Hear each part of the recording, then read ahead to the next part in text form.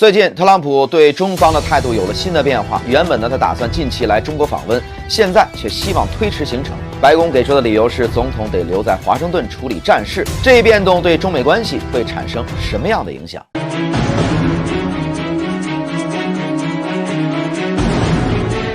大家好，我是谢飞，欢迎来到今天的谢飞观察。那之前呢，英国媒体就放出风声，说特朗普政府呢打算把霍尔木兹海峡的安全问题和访华挂上钩。可谁能想到呢？这一消息出来还不到一天，美方就改口了。3月16号呢，美国财长贝森特呢在接受采访的时候明确表示，之前的报道的这个特朗普因为海峡问题威胁推迟访华，完全是假的他强调，要是会晤改期，那就是后勤方面出了问题。特朗普呢想留在华盛顿呢协调这个战争事务，这时候出去访问不合适。白宫新闻秘书呢莱维特也跟着解释说，总统很期待来中国访问，那只是日期呢可能会调整。现在呢最要紧的是确保对伊朗的军事行动能够继续成功。当然这件事呢最近也在采访当中被特朗普本人也证实了。他说不是因为海峡的问题，就是因为这个现在战事没有结束。那我们的外交部发言人林健被记者问到这件事儿，简单回了一句话，说元首外交对中美关系有着不可替代的战略引领作用。那中美双方就特朗普总统访华一事保持着沟通，你看既没跟着美方之前的暗示的节奏走，也没有直接反驳，那充分显示出中方不会被外界带节奏的这么一种定力。其实特朗普希望访华计划推迟这个背后是美国在中东和亚太地区面临的现实难题。美伊两国呢对伊朗的军事打击都已经进入到第3周了可这战事呢它不像华盛顿一开始想的那么顺利。霍尔木兹海峡呢可是全球能源的大动脉3月14号那天呢，通过这个海峡的船只的数量那直接为0。这是此次美以对伊朗军事行动以来多年间首次出现完全停摆。这个伊朗之前就宣布说对美伊两国的船只呢关闭这个海峡，虽说没有全面的封锁，但是通过军事部署画下了一条实际的控制线。这个对特朗普来说可真是大麻烦。因为一直以来呢，保证霍尔木兹海峡能够自由通航都是美国中东战略的一个重要的目标那现在呢这个通道它就被堵住了，油价呢也跟着上涨，国内的通胀压力一下子就上来了，政治成本也明显增加了。那特朗普怎么应对的呢？他选择喊人来帮忙。3月14号他公开点名呼吁多国一起参与邮轮护航。15号呢又给北约盟友施压，让他们呢帮忙保证通航，不然呢就有非常坏的后果。可是现实呢却很尴尬特朗普呢喊了一圈，没一个国家响应的。到现在呢都没有哪个国家呢公开说会参与。澳大利亚也明确表示不会派舰艇，韩国说还没收到正式请求，正在密切的关注。那欧洲那边呢，英国既没拒绝也没答应就说呢在探寻所有选项。法国重申立场呢是防御性的，不会加入对伊朗的战争。德国外长明确表态说，高度怀疑扩大欧盟护航的范围，不会参与这场冲突。那更为尴尬的是呢，美国自己呢其实也没完全准备好。虽说特朗普呢喊得挺凶，可是美军的舰艇还没大规模进入海峡这个美国海军还坦言说，面临着不少的现实困难，兵力部署和护航能力都有局限，整体应对节奏远不及预期。那现在呢，美以对伊朗的军事行动已经出现了这个微妙的分歧。据官方报道，美国呢更在意的是如何把这场这个高风险的行动控制在自己能承受、能交代、能收场的这么一个范围内。而以色列呢，更倾向于把当前这个机会当成重塑地区安全格局的一个难得的时机。那特朗普呢，近期表态明显有为这个见好就收留余地的意思，说我们赢了伊朗几乎没什么可打的了。但是呢，以色列方面强调不能接受部分战果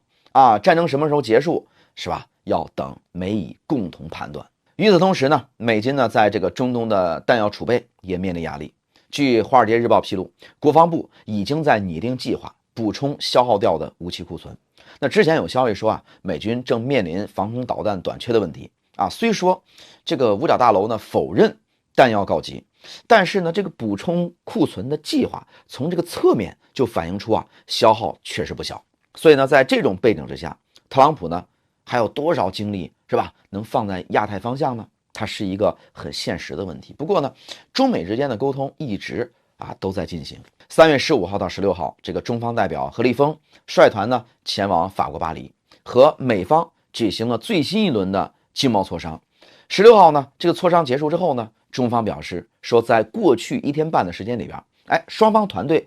进行了这种深入、坦诚、有建设性的磋商。那已经呢就一些议题取得了初步的共识。那这就说明就算访华的具体日期还没定，该谈的事情还在谈，沟通渠道一直都很畅通。说到底，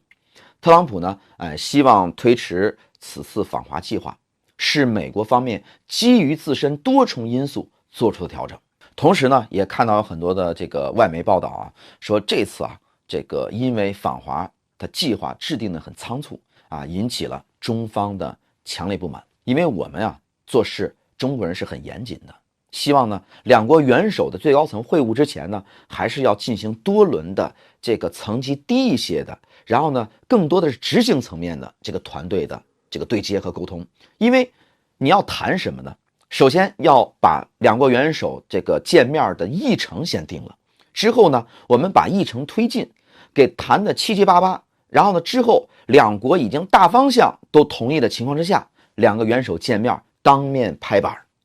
通常我们希望的是这种流程。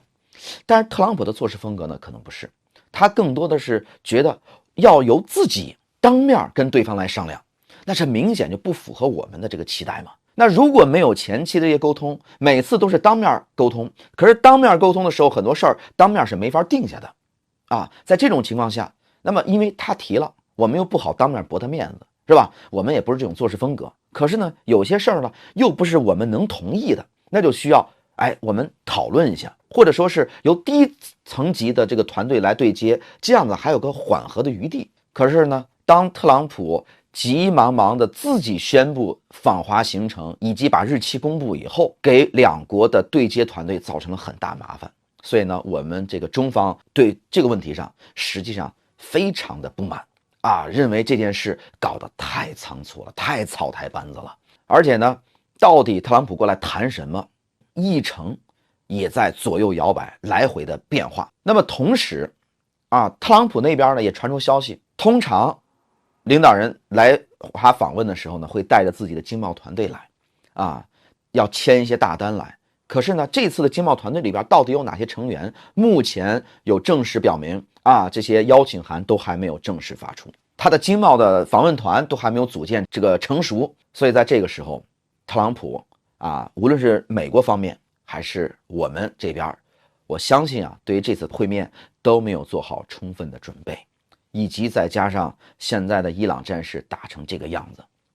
如果他是打赢了来谈，或者是打输了来谈，或者是僵持来谈，那恐怕最后的效果是不一样的。毕竟如果他要能把伊朗打下来，伊朗以及中东的这个能源以及霍尔木兹海峡这条经济命脉都掌握在美国的手里边，那是不一样的，这是一个巨大的筹码。可是没有打下来，他在被伊朗牵着鼻子走，很有可能经此一役以后，石油的事儿美国说的不算，中东的问题美国说的不算，甚至整个的这个西太平洋美国说的不算整个东半球你美国都要让出来了，那